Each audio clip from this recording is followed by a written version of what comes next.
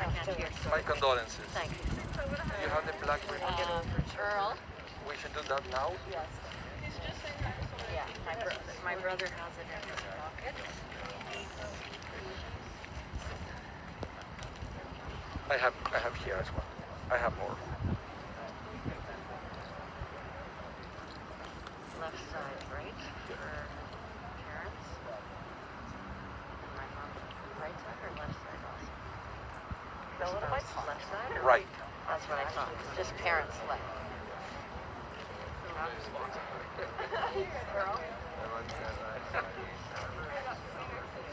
She's not actually allowed out anywhere still. So barely people are coming in. So we should, right, my right side. Left. My left side.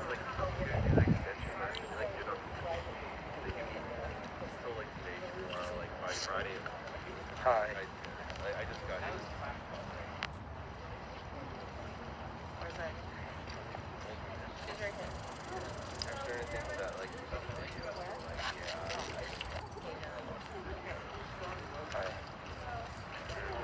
like well over 10 hours. Or 7 hours.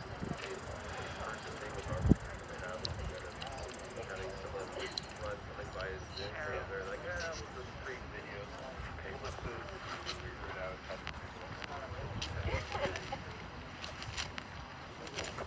Okay, we are ready to go. If I can have the pallbearers, please. We're about to begin.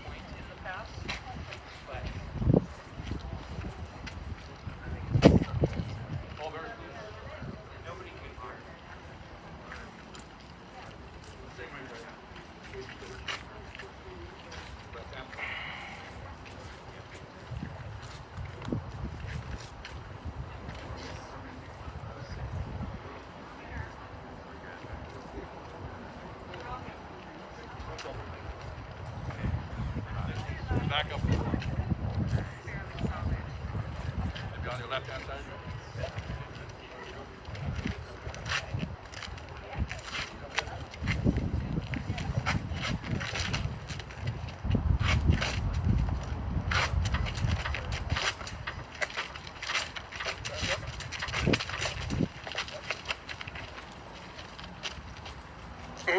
מזמור לדוד, אדוני רואי לא אכסר, בנהוד שירביצני, על מי מנוחות ינעלני, נפשי ישובב, יענכני במגלי צדק למען שמו, גם כי אלק וגיא מוות, לא ידרע כי אתה עמדי. שבטך ומשענתך המה ינחמוני, תערוך לפני שולחן נגד צורריי, דשענת בשמן ראשי כוסי רוויה. אך טוב וחסד ירדפוני כל ימי חיי, ושבתי בבית אדוני לאורך ימים.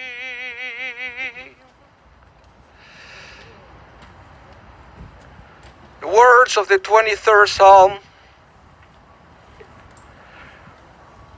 Psalm of David. The Lord is my shepherd, I shall not want, giving me repose in green meadows, leading me beside the still waters to revive my spirit, guiding me on the right path, for that is God's essence. Though I walk through a valley of the shadow of death, I fear no harm, for you are with me. Your staff and your rod comfort me. You prepare a banquet for me in the presence of my foes. You anoint my head with oil, my cup overflows. Surely goodness and kindness shall be my portion all the days of my life, and I shall dwell in the house of the Lord forever.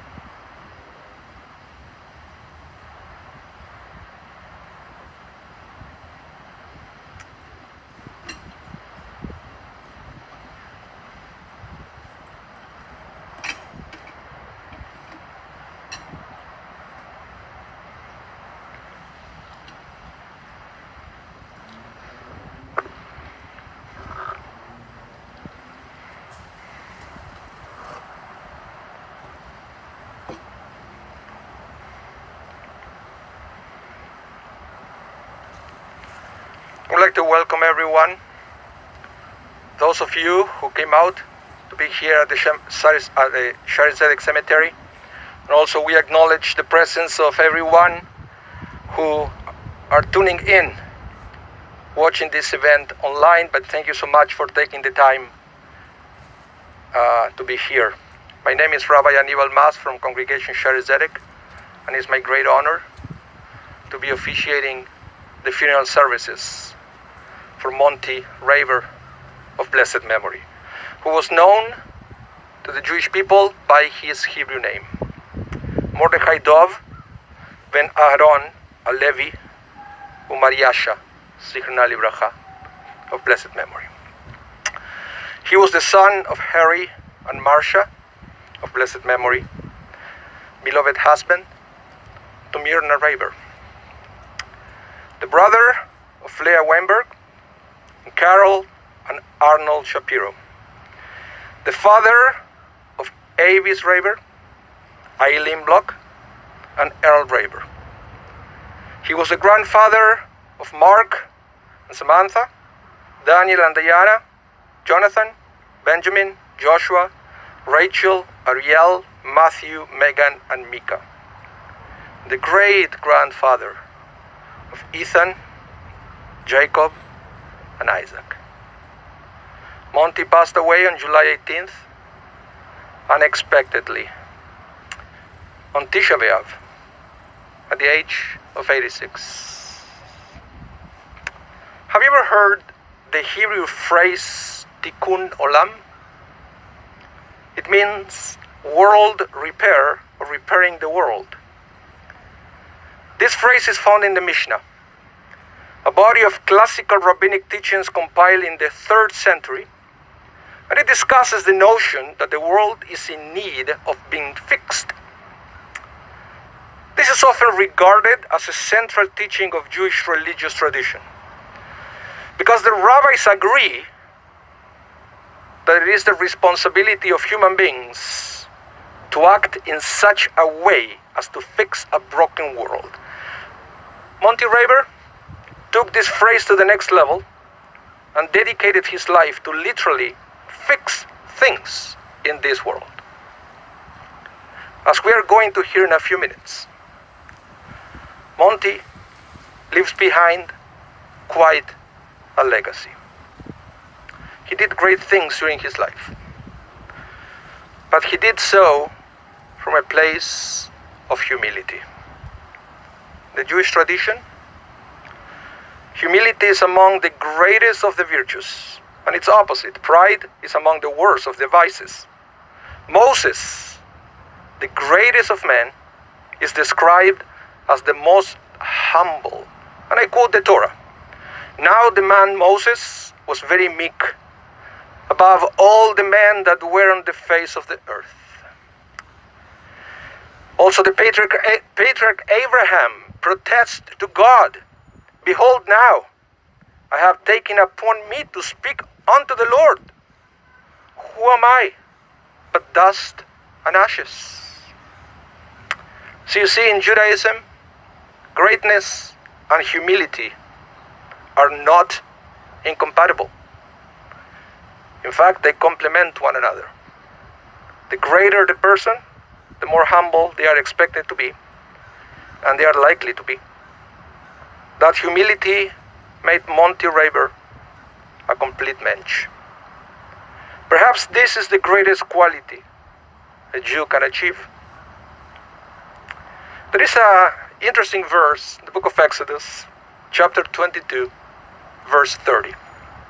And I quote, "Ve'anshei kodesh tihiyu li," and you shall be a person imbued with holiness unto me, says God. So noticing that in the order of the verse, first it says a person, and second it says holiness, Rabbi Menachem Mendel of Kotsk, a Polish Rebbe from the end of the 18th century, proclaimed, "First be a mensch, a person of integrity and honor, then you can be holy." Monte was a man who had the priorities right. First and foremost, he was a mensch who dedicated his life to fix the world. To remember Monte's legacy, we will continue now with the eulogy. Eulogizing the deceased is an important ancient Jewish tradition, dating all the way back to the patriarch Abraham, who eulogized his wife Sarah. As we read in the book of Genesis, Abraham came to eulogize Sarah and to cry for her. Judaism takes very seriously the obligation to eulogize the deceased, and the rabbis insist that, if possible, a family member should be the one sharing those moving words with everyone. That's why I would like to invite Earl come to the microphone to eulogize his father.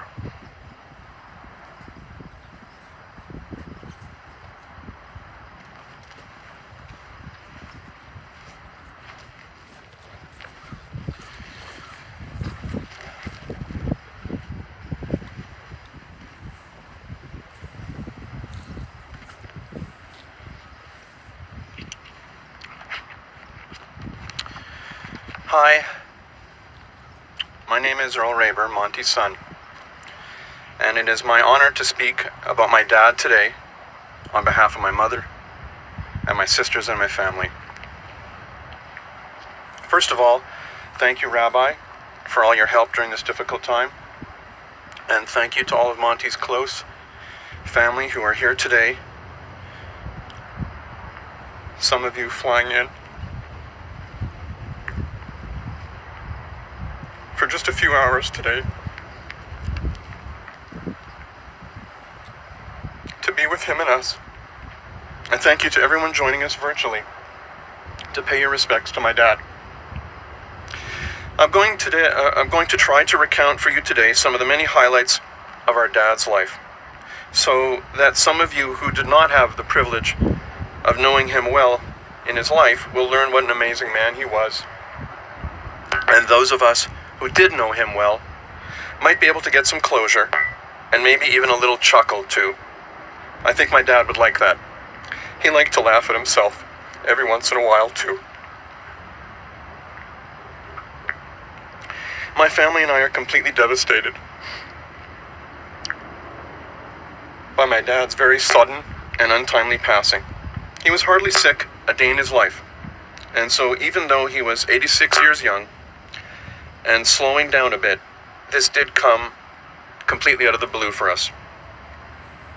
Monte Raber, or as he was affectionately known by his family, Mordechai or Motel, was taken from us far, far too soon, before he was able to finish all he had to accomplish here. What a good man. What a good soul.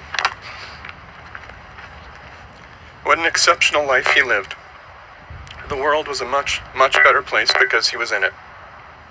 He had a huge positive impact on so many people, many who never even met him. My sisters and I had the terrible and wonderful experience of recounting together the many poignant memories of his life yesterday. And we cried and we laughed tears together. We were so very, very fortunate to have my mother Myrna and my father Monte as our parents. Monte was a wonderful and devoted and loving son, brother, cousin, uncle, husband, father, Zeta, and great Zeta. He was born in Winnipeg on April 30th, 1935, and he passed away in the early hours this Sunday, July 18th, 2021. He was taken from us on Tisha B'Av, the anniversary of when many disasters have befallen the Jewish people, including the loss of both temples. I know that this is not a coincidence. His headstone, You have to come a little closer to the microphone. his headstone will read 1935-2021. His whole life encapsulated in that little dash. So what I will try and do to you today is to expound for you what that little dash actually represents. Monte was born to immigrant parents and was raised and lived his whole life in Winnipeg. His parents, Harry and Marcia, worked very, very hard to provide for the family with their corner grocery and general stores. He often did not get to see or spend a lot of time with his father, who worked very long hours in the store and volunteered in the community, while his mother worked tirelessly to make an open and proudly Jewish home, and together they instilled in him the importance of family, lessons he learned well and passed on to all of us. He was a big brother to sisters Leah and Carol,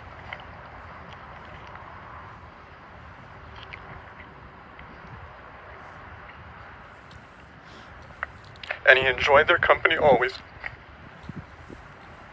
And he remained so close to them as they married and had families of their own. And he remains close with all of their children and grandchildren, his nieces and nephews to this day. He cherished his relationship with them and all of the time he could spend with them, including most recently Carolyn Arnold's granddaughter's Zoom bat mitzvah. And he was just upset that he couldn't be there in person. I will never forget how he flew through a winter storm to see his baby sister Carol, who had moved to Pennsylvania when her first child was born, to see her and her new baby. And I remember, because I was kind of scared, I asked him if he was crazy to do this. And he simply answered, "No, this is family. This is what you do for family. You never leave them alone." I only began to realize how important this was when I moved away from Winnipeg myself. He enjoyed summers with his family at Winnipeg Beach and in Gimli, and he attended famed St. John's High School, where he had many friends, and he earned a reputation of being a bit of a nerd who loved books and science, mathematics, and photography. And he worked hard summer jobs to help pay for his school, including working as a provincial surveyor. He met my mom, Myrna Golden, at a Jewish youth program, Habonim, when they were 15 and 16. This led to a romantic relationship and courtship which lasted through university and then marriage on June 9th, 1957 at Herzliya Synagogue on a rainy day in the afternoon with candles lighting the aisles to add more light.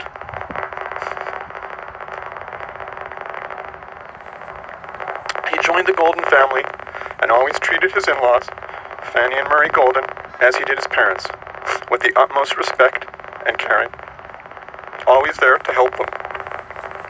And he had a very, very close relationship with his sister and brother-in-law, Ruth and Joe, and their children and families.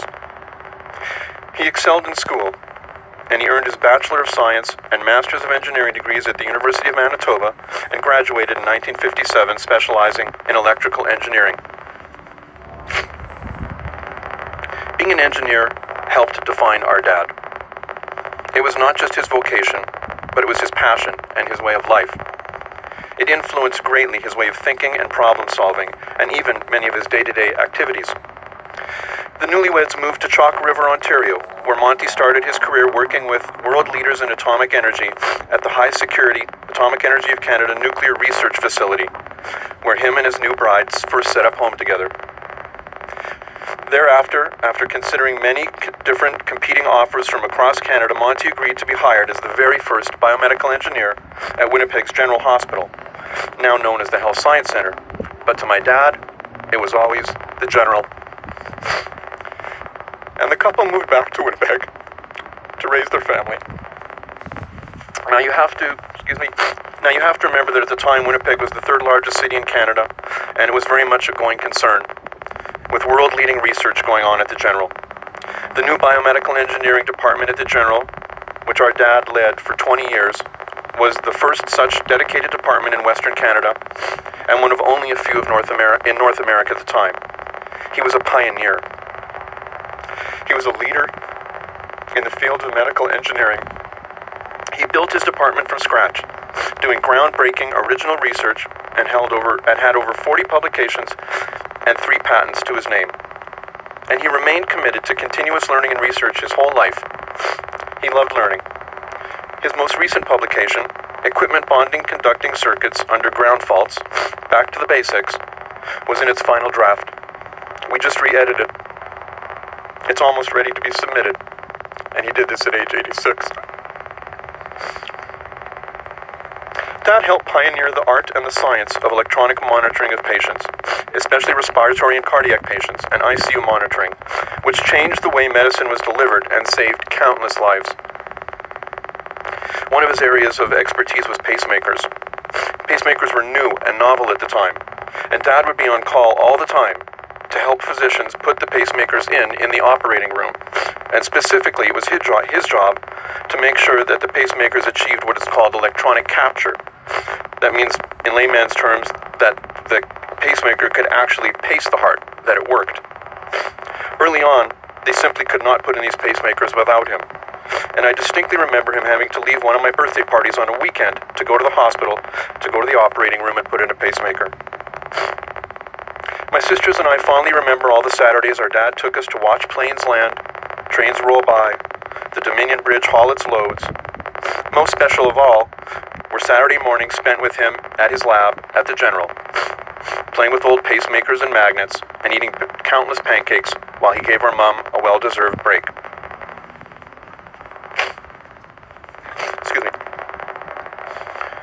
Dad was the stereotypical absent-minded professor. He was able to focus on the task at hand to the exclusion of all else. We only had one family car for many years, and so Dad would drive us to school on his way to work, each of us once a week. Us kids would play a game during these rides, as we sat in the back and bet amongst ourselves how close to the General parking lot with a car full of screaming kids he would get before he realized that he had not taken us to the Tomatora school. I won once, when he actually made it all the way into his parking spot. At the top of his field and highly sought after, Dad left the safety and security of the public health system in 1978 to enter the rough and tumble world of business. He was hired by medical equipment maker Harco Electronics as vice president, where he helped develop innovative new equipment and modernize production techniques, helping increase sales by over 10-fold. But as sometimes happened in business, due to factors beyond his control, he also faced adversity. And in the mid-1980s, at age 50, he had to reinvent himself in midlife. He did this in typical Monte fashion, with quiet confidence and a positive outlook. When many might have just given up or even been bitter, Dad, who was never afraid of a challenge or to try something different or new, just took up the challenge and assured us everything would be all right, and he moved on to succeed with new adventures. First, he returned to the University of Manitoba and then Red River Community College to teach a new generation of engineers and students, which he loved to do. Teaching inspired him. He always had a special interest in medical device safety, and throughout his life he was one of the most dedicated and involved life members of the Canadian Standards Association, the CSA, that little sticker you see on every piece of electronics you buy. His last meeting, a Zoom meeting, was just last week, and he told my mom he could not be disturbed.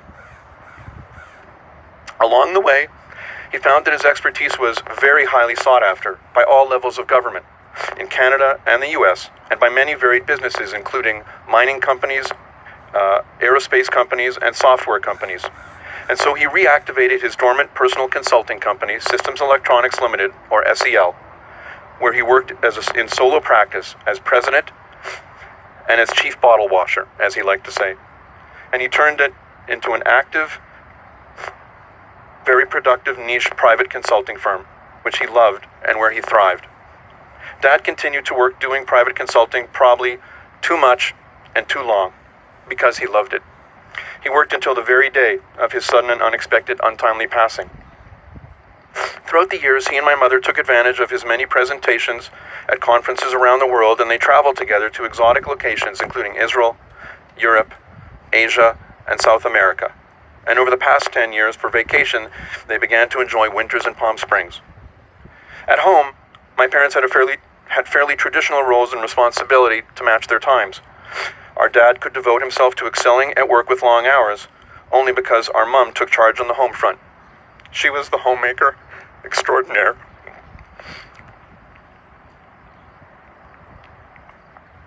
Thankfully, my mum dressed us, and him. We survived and thrived because of both of them. My dad's culinary skills, limited by his menu repertoire, was only tested when my mum went out of town, and it consisted of only 3 recipes. A huge stew of pot, which was meant to last for a week, wieners and beans, and his specialty, wurst and eggs. Dad had a mixed type A and type B personality. He was a perfectionist, and this was one of the main reasons for his great success at work, but it was also one of his foibles. For those of us who lived with him, especially Mum, it could be more than a bit of a pain. For example, as viewed through his logical lenses, there were apparently correct and incorrect ways of even washing and stacking dishes. Dad had a unique sense of humor, and sometimes only he understood his jokes, but that never stopped him from laughing at them. He operated on something called Monte time for as long as anyone can remember, the definition of which is even worse than classic Jewish time, always leaving everything to the last possible second. His mother Marcia explained that when they lived just a few houses down from school, he would only leave the house after he heard not the first bell, but the second bell. So I guess we can kind of claim we came by it honestly. Our dad had his own unique fashion sense and style, mostly locked into the era of about the 1950s. As a family, we often had an annual contest amongst ourselves on his birthday to see who could get him clothing that he would actually like and wear. Shirts had to be denim or flannel, and they had to have special pockets which would fit his trademark pocket pen protector. As a father, Dad didn't do a lot of things that other parents did. Yet in his own way, he was always there for us. He didn't chaperone us on school trips or help in the school kitchen, but he would build elaborate lighting sets for our school plays and the coolest electric lighting and buzzer systems for our game show plays, which everyone was in awe of, and I think is still in our basement, Mum. He taught us all how to complete an electric circuit, whether we liked it or not. He taught us carpentry, as he built with his own hands a new bedroom and bathroom in the basement for Avis when I came along and displaced her from her upstairs bedroom. He taught us how to not hit your finger when hammering nails, and how to measure twice and cut once, lessons which have all served us well, especially us in the medical field. Growing up, my dad was fiercely protective of us, his children, always taking time and effort to make sure we were prepared and safe for any situation.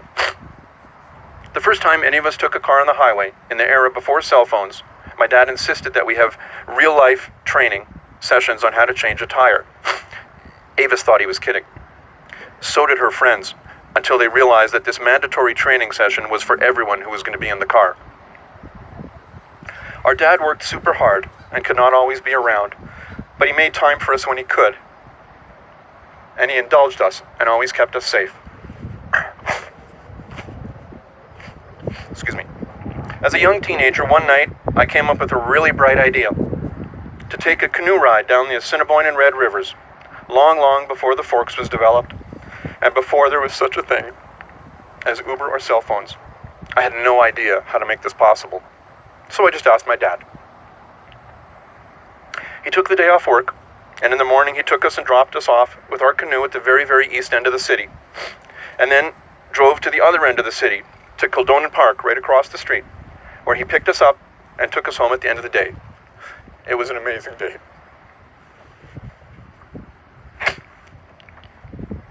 But it's what he did in between that I still dream about now and again. Throughout the day, about every half an hour or so, or hour, every few miles down the river during our journey, we would glance up and we would see my dad on a clearing on a riverbank, waving to us, making sure we were okay, before heading a few miles more down the river to the next clearing, and then the next, and then the next. That is how I will always remember him being there for us, looking after us, up on the riverbank, waving to make sure we were all okay and continuing safely on our journey.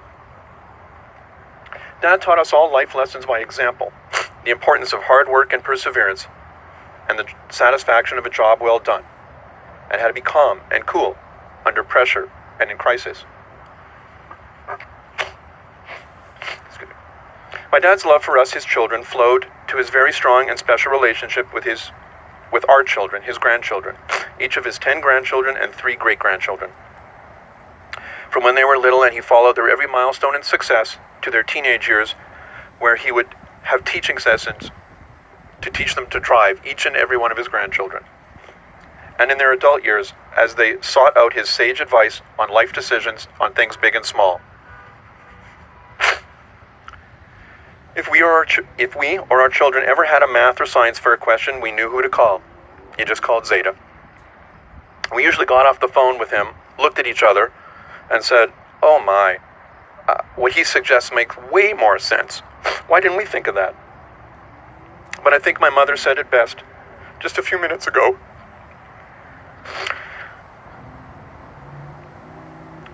As we were leaving the house to come here, my mom said, looking around,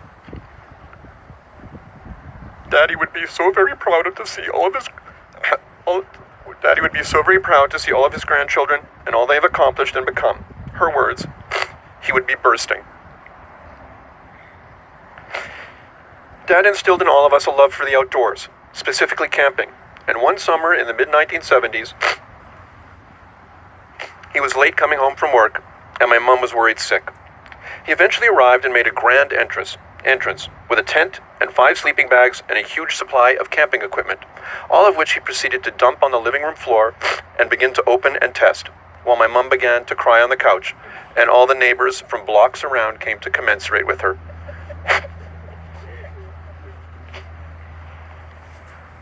We remember well, my sisters and I, the timed training sessions that he ran with us with an actual stopwatch, as he made us go through over and over again, setting up and taking down the tent from scratch. At the time, we thought he was completely crazy. But he was proven right. Once we got caught in a tornado in the Big Sur, and we couldn't get the tent down in time. He also built the original homemade car top carrier, made from heavy wood and steel. I argued with him until very recently that this was clearly an engineering design flaw, but he insisted that it wasn't, that this is what had kept it durable for so long. To my mom's credit, she embraced our camping adventures and made these wonderful family trips. We traveled all across North America on our summer vacations, of course making sure to visit the biomedical engineering department in every hospital in every city we drove through. We learned important life lessons on these trips. Like always lock the car top carrier doors to keep the Tupperware in, because at 60 miles an hour they can become quite aerodynamic. And my favorite, when you're standing in front of the car, never pee into the wind. At home, Dad always enjoyed a good book, the newspaper, and always loved a good nap. He had a discerning palate, even if in the last few years he began to lose some of his sense of taste. But he had the ultimate sweet tooth, just like a kid. His grandchildren could always be sure that there were nuts and jujubes in the cupboard and ice cream in the freezer for them when they visited, with extra backups. I remember one day at the farmer's market when we all went with our kids to try and teach them to make wise food choices. We all went to different vendors to make good food choices, but Zeta just wandered, and finally returned with ice cream for lunch. Try and explain that to your kids. My dad was a fixer extraordinaire. And without being too stereotypical, he was one of those rare Jewish people who had tools, lots and lots of tools, and even rare, he knew how to use them. Monte's fix-it skills were legendary. All his extended family and neighbors knew that if you could not get something fixed by a local tradesperson, you just called Monte. He could fix it. He could fix anything. His workbench was where magic happened. This is where new innovative projects were taken, from ideas on his drafting table to real-life working prototypes. This is where things were fixed, ranging from state-of-the-art light-saving metal equipment to tiny boats and musical instruments and my mum's jewelry. Each was treated with the same level of expert attention, and most survived my cousin Lloyd and Gary's and my inquisitive explorations in the middle of the night. His workbench is still full of these many parts and projects.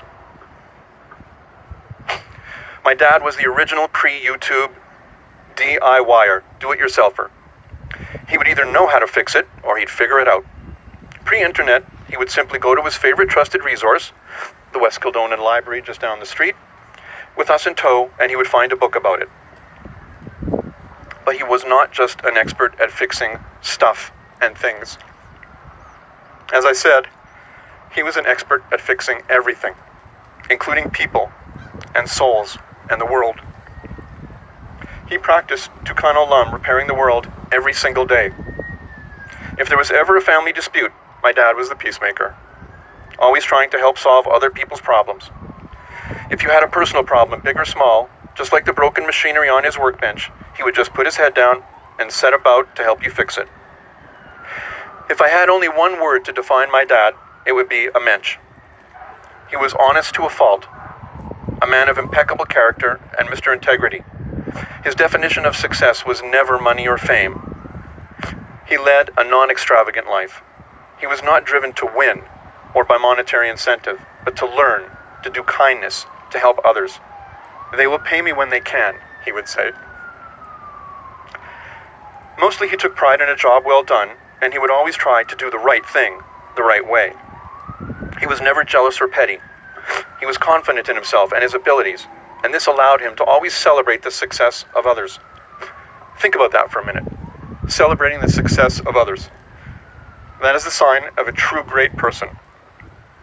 He was gentle and patient, a wonderful mentor and a skilled teacher, except maybe for teaching Eileen grade 12 math.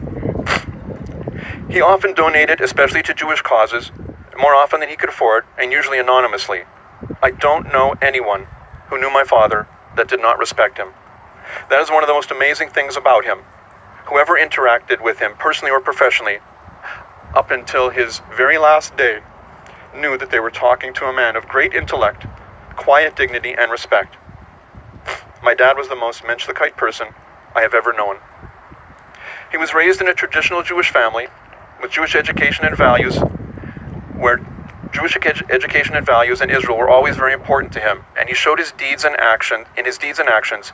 As a child, he attended after-school cheder, and as a father, he worked so hard and long, as he and our mother sacrificed so much to send my sisters and I to Hebrew day school, which they probably couldn't really afford.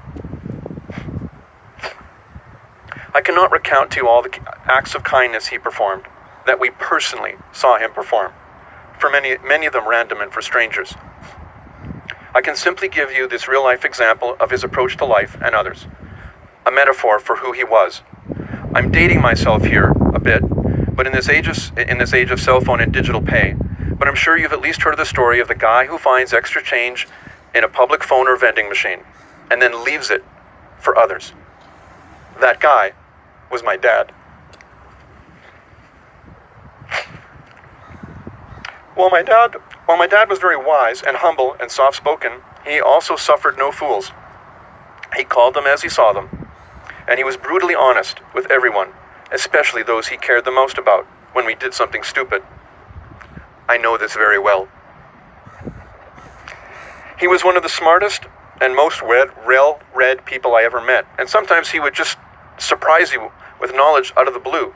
Like one day when I told him that we were noticing lots of shooting stars in the sky, and he said, "Oh yeah, it's just the Prasad meteor shower. It always happens this time of year." If my dad had a vice, I never knew what it was. He was forever an optimist, and perseverance was his motto. He did not give up. They say in life that all you have is your name, and what a good name our dad had. I learned this firsthand on several occasions. One of the first times I remember when I was just that kid working in shipping, or the warehouse boy, because they didn't know my name. And I was working at his company for a few weeks, and I saw with my own eyes how he treated every single person there with respect. And I saw the respect and admiration they all had for him. Years later, During my medical school training at the University of Manitoba, I had the privilege, but also quite a bit of pressure, because wherever I went, wherever I said my name, when anyone saw my name tag, there was instant name recognition and a follow-up question. Are you related to the Monte Raber? It happens to me and my sisters and my cousins all the time, even today. It happens so often that you'd think we might take it for granted. But we don't take it for granted. We know what it means.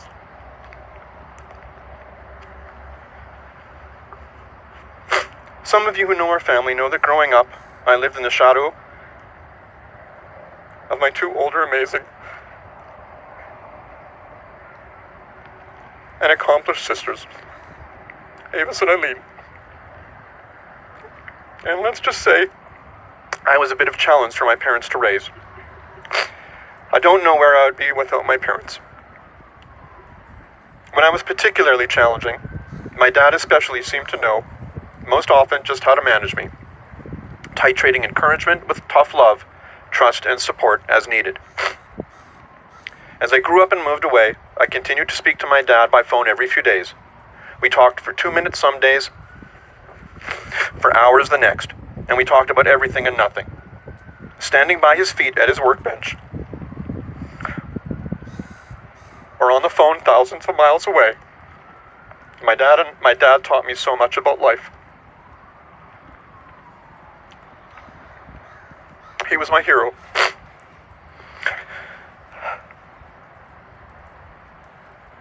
And everything that I am today, and everything that I ever hope to be, I owe to him. My mom and dad just celebrated their 64th wedding anniversary. They raised the three of us to be strong, independent individuals with deep roots in Yiddishkeit and Jewish values and the importance of family, and he led by example on how to raise our children. He leaves a legacy with my mom of 10 grandchildren and 3 great-grandchildren who have flown in from all over to be here today to pay their respects. Dad was the patriarch of our family, but he was much, much more than that. He was our fixer of all things, big and small. He was our rock. We will carry on now without you, Dad, but we will never forget what you taught us about life and how to live cup half full. And we would be lost without you, Dad, except for what you've already taught us already. Your sudden passing caught us unprepared and leaves a huge, gaping hole in our lives, one that can never be replaced. But, as I know he would want, we are thankful. Thankful that we got to spend so much time with him, and we are thankful that he did not suffer in the end. We will think of you always, Dad, your laugh and your smile, your insights and your logical solutions. Very simply, it was our very, very great fortune to be your children and family. We will miss your trademark phone answering salutation, Raber here, and all the wise advice that followed. And we will try and do you proud, Dad, to honor your memory and live up to your high standards.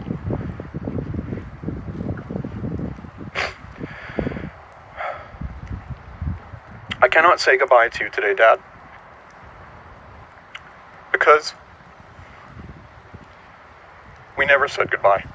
We ended every one of our conversations like this. He would say, "Okay then, keep smiling." And I would respond, "Yep, Dad, keep smiling."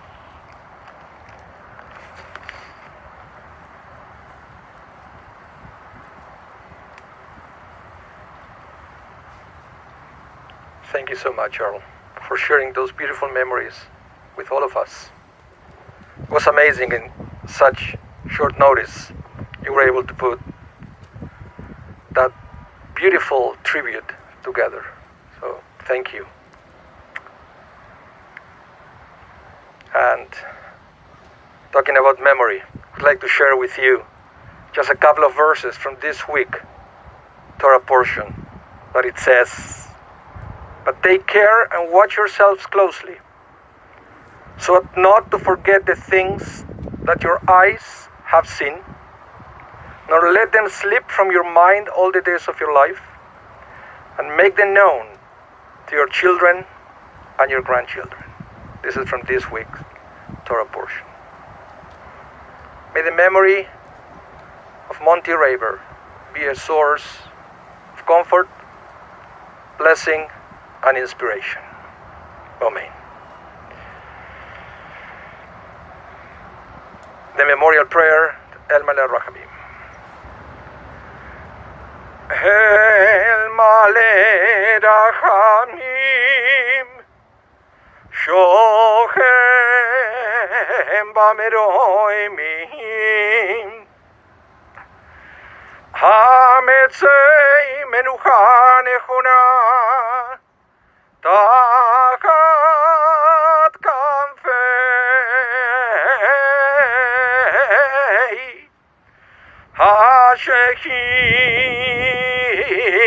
HaShechina, B'Ma'alot Kedoshim, Kedoshim Uteorim, Kezoyer Araki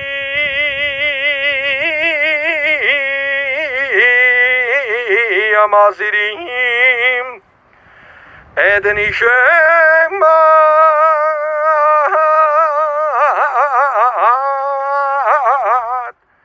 Eden Ishemat,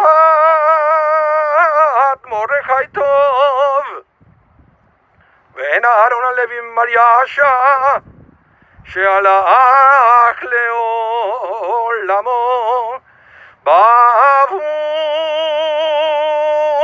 שאנו מתפללים, ועד הצקרת נשמתו בגן עדן,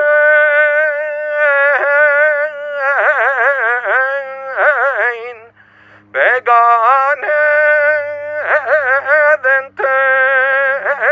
מנוחתו לכם ולרחמים, אז תראיו בסדר כנף לעולמים, וצרור בצרור החיים, החיים את נשמתו, אדוני ונחלתו, וינוח ושלום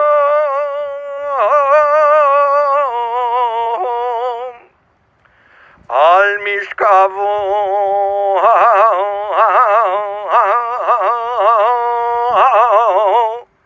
ונאמר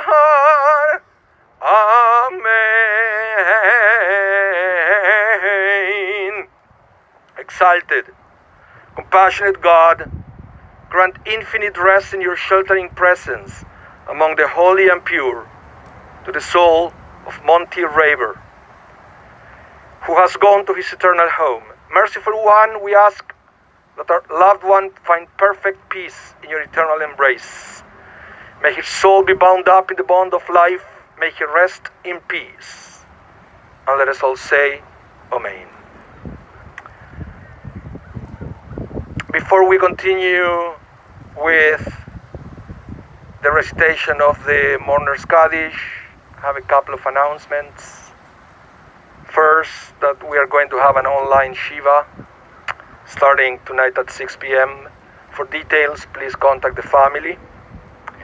And if you want to visit in person, please be sure to call first, so it could be like a staggered kind of visitation, so not everybody will come at the same time. We want to stay safe and to observe the protocols.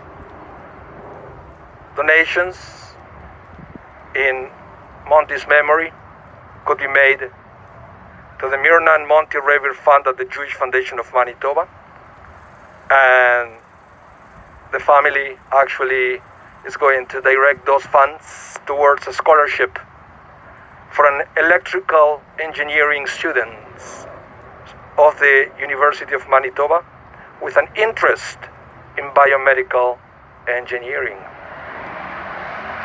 That was actually, Monte's specialty. So it's a beautiful way to honor his memory. So if you want to make a contribution in his memory, that's where the money is going to go. It's going to be a beautiful way to continue his legacy in this world. With that in mind, I would like now to ask everyone to join me in the recitation of the words of comfort, the words of the mourner's Kaddish. Itgadal ve'itgadash shemei Rabba. Bi'alma divirah hirutei ve'yamlich malchutei v'chayechon v'yomechon v'chayei dechol Beit Israel ba'agala u'bizman kariv ve'imru. Amen. Yehei shemer Rava mevorach le'alam u'le'olmei olmaya. Yitbarach v'yishtavach v'yitpa'ar v'yitromam v'yitnaseh v'yithadar v'yit'aleh v'yithalal shemei dekudesha berichu. Le'eila min kol virchata v'shirata tushvechata v'nechemata damiram bi'elma ve'imru amen. Yehesh lama rava min shemaya v'chaim aleinu v'el kol Yisrael ve'imru amen. Oseh shalom imrumav v'yaseh shalom aleinu v'el kol Yisrael v'imru amen. Amakom yirachem etchem betov sharav le'tzion b'Yerushalayim. May God bless you and comfort you. Let us all say amen. So we have one more obligation to fulfill here at the cemetery, and that is to actively participate in the burial process. And at the same time, the rabbi said that this is not only an obligation, it's an important mitzvah, but also a very meaningful one. It's a tremendous act of chesed, an act of kindness. In fact, it's the highest level of kindness you can do for someone. So if you want to honor Monte's memory, this is the opportunity. It's an open invitation. Everybody will have an opportunity to come forward, pick up a shovel, and to put a little bit of dirt on top of his coffin. But I would like to invite immediate family first to come forward and to start the process. If the ground is too hard, we have a white bucket with fine sand that could be used as well, so everybody can participate of this important mitzvah. And thank you so much for everyone for coming out. Thank you all of you for tuning in.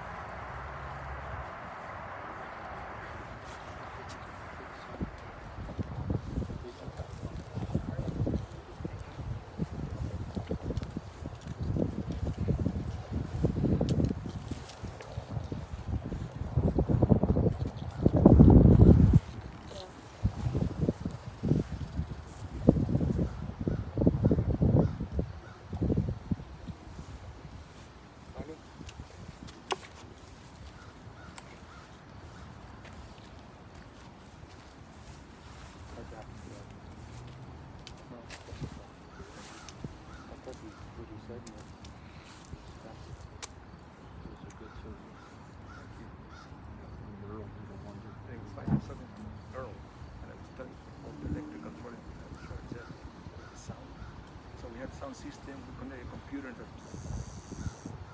he said, can I call my father? Yeah, you wouldn't have problems. The research was to the hospital and tell me the doctor came up to sanitary, I said,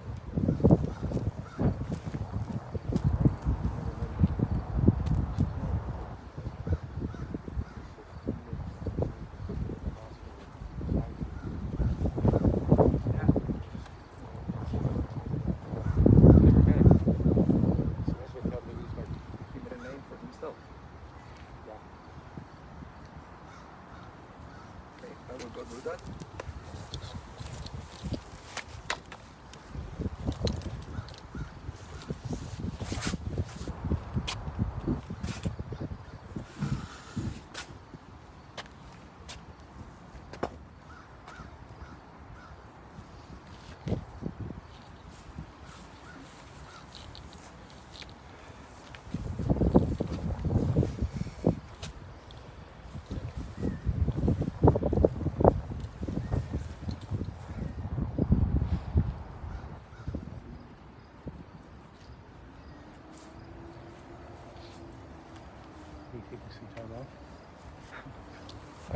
Yeah. Best joke ever. We're gonna watch him on YouTube. I can't take any time off. So, Okay, he said what was Sam Keats. yeah.